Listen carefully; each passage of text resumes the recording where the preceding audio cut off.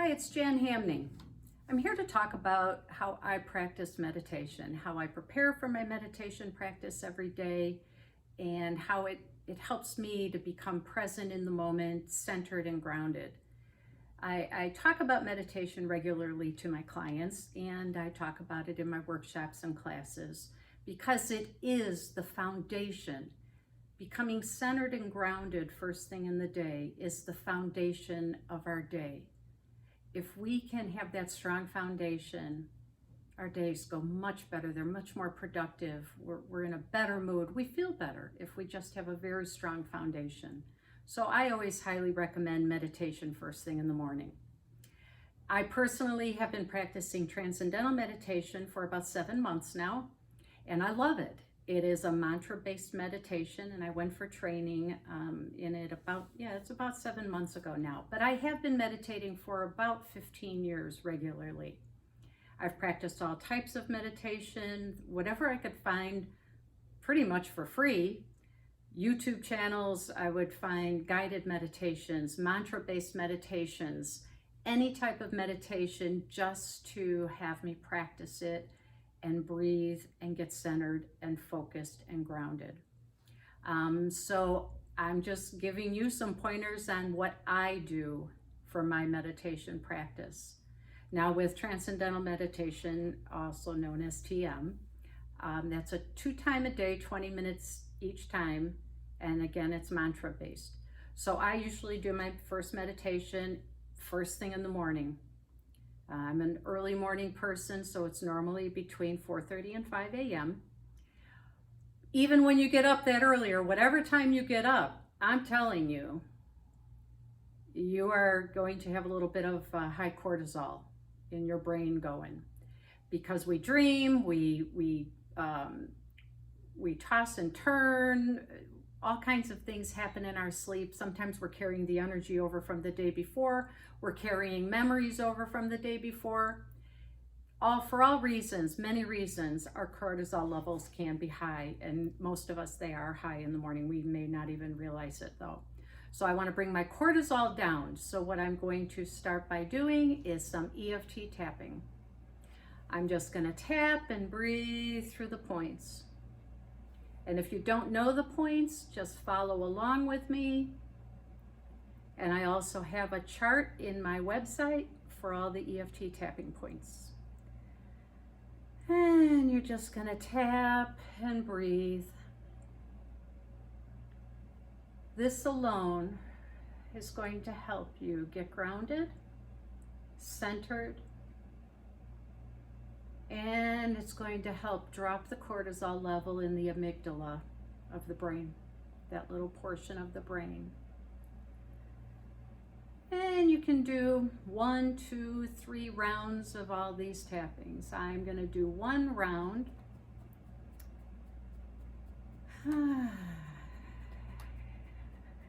I'm going to add on a point, tap the wrists together. So again, you're going to want to do that as much as you want. You can do it 5 rounds if you're really stressed out first thing in the morning. If something's happened in your life and you're feeling just a little stressed, you can do it more than 2-3 times. It doesn't matter. The more, the better. Now I'm going to do some energy work, and I'm going to get myself more grounded, more focused, connected to the earth. So I'm going to start off by doing what's called a crown pull.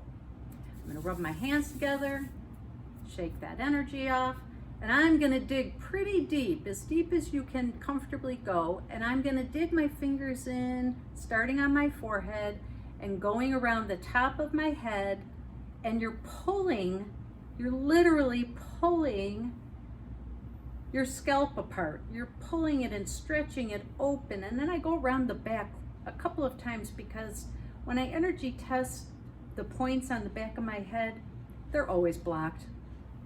You know, that's where the triple wormer sits, the reptilian part of our brain, and the energy just gets stuck there. So I really like to work on the back part of my head. When I do that, I cross my hands over my chest, pull that energy off my shoulders, and throw it off into the atmosphere or the earth. So that's the first thing I'm going to do with my energy work, is to get that space open around my head so that I can think more clearly, just a little more clearly. And then what I'm going to do is called a hookup. I'm going to take one hand in my third eye, which is that point right between my eyebrows. The other hand I'm going to rest either on my navel or just below my navel. I'm going to push in lightly and isometrically pull up lightly. And just breathe 3, 4, maybe 5 times.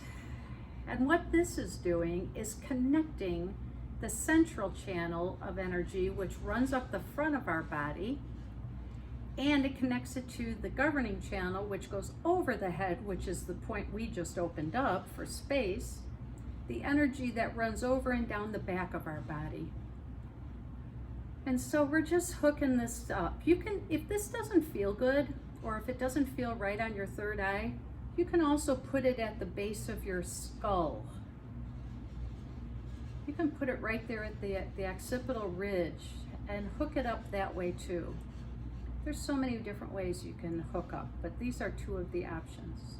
So now that we've hooked up the energy from the front and back of our body, I'm going to take a stainless steel spoon, simple stainless steel spoon.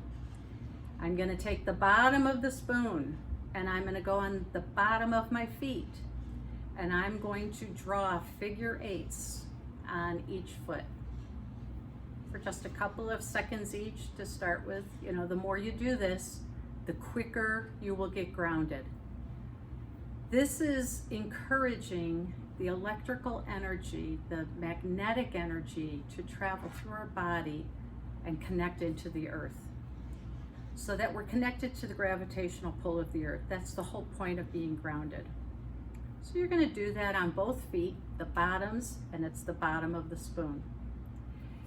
If you don't know that if it is truly a stainless steel spoon, you want to check it on a magnet. Make sure it hooks up to a magnet. Pull a magnet off your refrigerator. If you have other magnets around, see if it connects to a magnet. That's what you want. So that's pretty much what I do. I tap. Oh, and I do my little thumps on my stomach meridian, my cheekbone, my thumps on my kidney meridian, just below the clavicle, and out about down an inch, out an inch of the clavicle. There's this little indentation you'll see. Get my energy moving from my kidney meridian out to the earth. And then I thump my thymus right in the center of your chest. Get some T cells to produce to help our immune system and just to give us some energy. So I'll add those in too.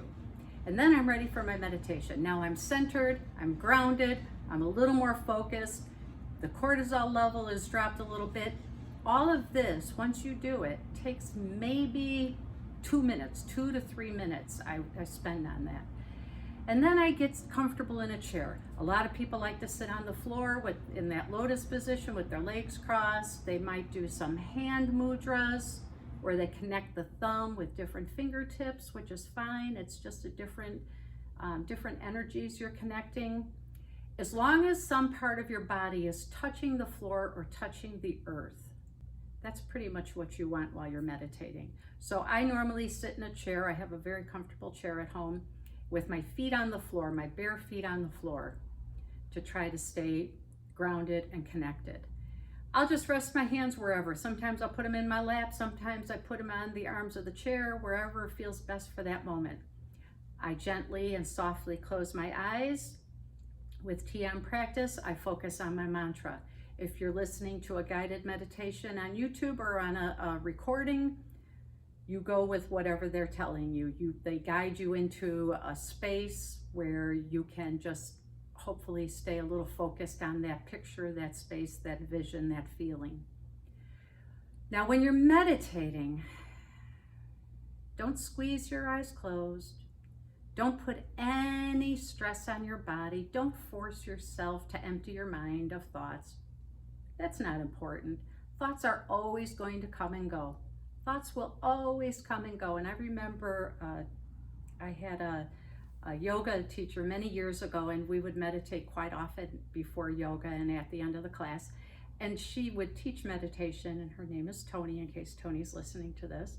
And I remember her always saying, when those thoughts come in, like, I got so much to do today, just say to yourself, not now, I'll address you later.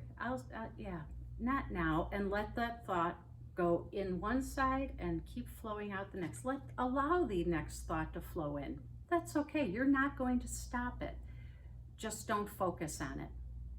But don't struggle with this. Don't just, whatever it happens during a meditation. That's what I've learned, especially with TM, what they train us.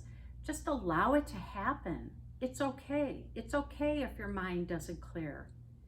Trust me, over time through meditation practice, you're going to notice changes in your life. You are probably going to start sleeping better. You are not going to have such a strong reaction to people and events throughout the day. You are going to remain calmer.